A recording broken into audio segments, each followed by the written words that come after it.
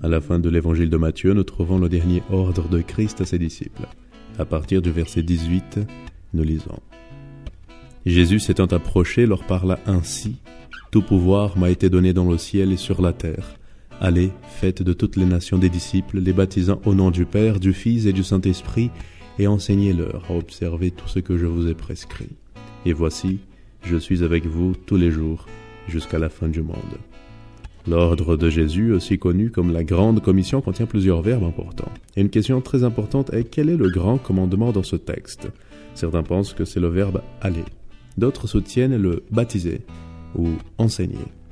Cependant, une étude soignée de ce texte révèle qu'en fait, nous avons seulement un verbe impératif dans les derniers versets de Matthieu, c'est-à-dire un seul ordre. Ce seul impératif montre où est l'emphase de la commission de Jésus. Et l'emphase n'est pas « aller ». Dans le grec, aller, baptiser et enseigner sont des participes, des verbes dont le mode participe comme ceci ont la fonction d'auxiliaire et indiquent une action en développement. L'impératif du texte est « faites des disciples », selon l'expression grecque « matheteusate ». Celui-là est l'unique, principal et grand ordre du texte. Il pourrait être traduit aussi par « discipuler ».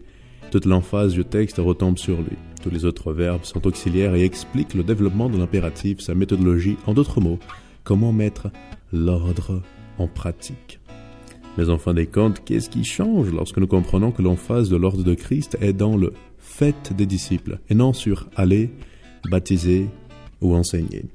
Tu sais, Jésus ne voulait pas que le christianisme soit formé par des personnes qui ont été seulement baptisées et abandonnées dans les églises. Il voulait que ses disciples prennent soin des autres comme ils ont été soignés par Christ. Ce sont un personnel capable de donner sa propre vie pour le prochain et l'ordre de Christ à tous ceux qui désirent véritablement s'appeler chrétiens.